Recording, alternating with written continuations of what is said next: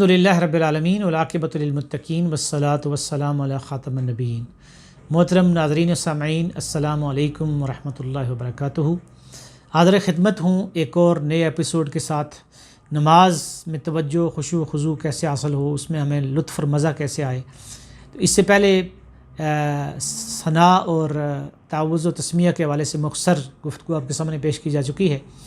آج ہم سورۃ الفاتحہ پہ کنسنٹریٹ کریں گے اور یہ بتائیں گے کہ سورۃ الفاتحہ کو پڑھتے ہوئے بھی ہمیں کیا توجہ اور کیا اس کے اوپر غور و فکر کرنا چاہیے۔ الحمدللہ رب العالمین پڑھتے ہوئے ایک تصور، ایک احساس ہمیں پیدا کرنا چاہیے کہ ساری کی ساری تعریفیں اللہ کے لیے ہیں، جس نے یہ پوری دنیا بنائی، اس کو سجایا، اور سارے کے سارے شکر بھی اسی لیے ہے کہ جس نے یہ سب کچھ میرے لیے سجایا، میرے لیے بنایا۔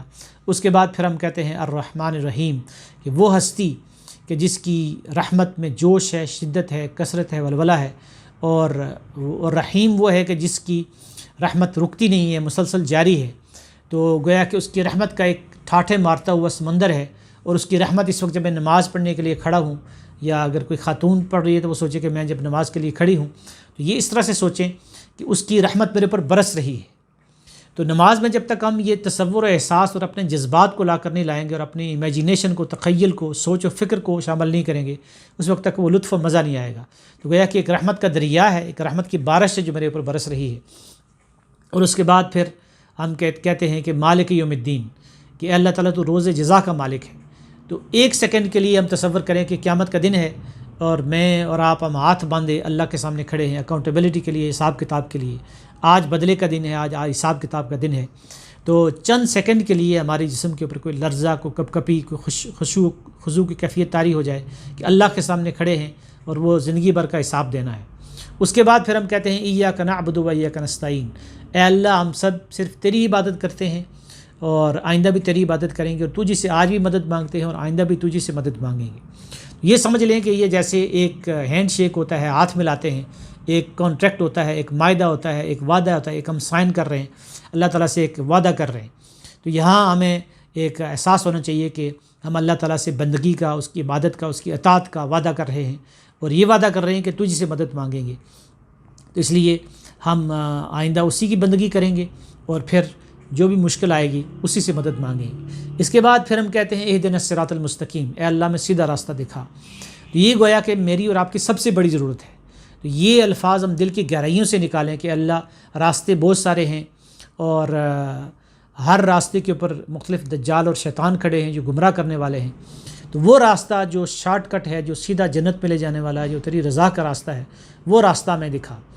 تو اس لیے جب ہم اہدنا الصراط المستقیم کہیں تو اس کو بھی چند سیکنڈ کے لیے ہم رک کر پورے شعور سے، پورے شوق سے ہم کہیں، اور خاص طور پر نبی اکرم صلی اللہ علیہ وآلہ وسلم کا طریقہ یاد رکھیں کہ حضرت عائشہ رضی اللہ تعالیٰ عنہا اور حضرت ام سلمہ رضی اللہ تعالیٰ عنہا نے بتایا کہ کان قراءتہ حرفاً حرفاً، کہ آپ ہر حرف کو جدا جدا پڑھتے تھے اور ہر آیت کے اوپر وقف کرتے تھے۔ الحمدللہ رب العالمین ثم وقفہ، پھر رکتے تھے۔ الرحمن الرحیم ثم وقفہ، پھر رکتے تھے۔ مالک یوم الدین ایاک نعبد و ایاک نستعین اہدنا الصراط المستقیم۔ یہ نہیں کہ ایک ہی سانس میں الحمدللہ رب العالمین الرحمن الرحیم مالک یوم الدین ایاک نعبد و ایاک نستعین، اس طرح نہیں پڑھنا، بلکہ ہر آیت پہ رکنا ہے اور اس میں اپنے جذبات شامل کرنے ہیں، اپنی تخیل کو، سوچ کو لانا ہے۔ اس کے بعد ہم کہتے ہیں صراط الذین انعمت علیہم، اے اللہ ان لوگوں کا راستہ دکھانا جن پہ تم نے انعام فرمایا۔ تو یہاں پہ پھر ہمیں نبیوں کی زندگی ہمارے سامنے آ جائیں، نوح علیہ السلام، ابراہیم علیہ السلام، موسیٰ علیہ السلام، عیسیٰ علیہ السلام، اور خاص طور پر نبی اکرم صلی اللہ علیہ وسلم، کہ ان کے راستے پہ ہمیں چلا۔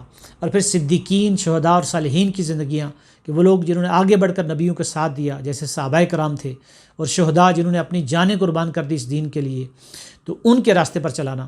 اور پھر آخر میں ہم کہتے ہیں غیر المغضوب علیہم ولا الضالین آمین، اے اللہ ان لوگوں کے راستے پر نہ چلانا کہ جن پہ تیرا غضب ہوا، غصہ ہوا، اور جو راستے سے بھٹک گئے، اور اے اللہ ہماری دعا کو قبول کرنا۔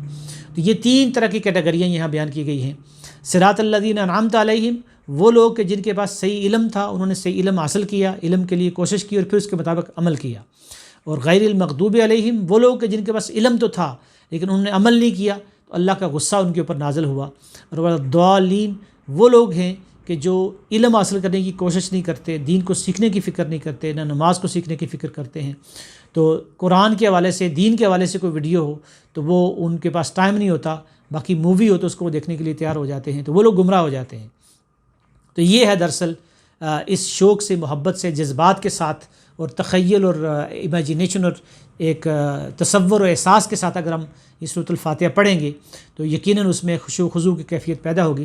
اللہ سبحانہ و تعالیٰ مجھے اور آپ کو نماز میں سکون، راحت اور چین عطا فرمائے، اور نماز کو میری اور آپ کی آنکھوں کی ٹھنڈک بنائے۔ وآخر الدعوانا الحمد للہ رب العالمین۔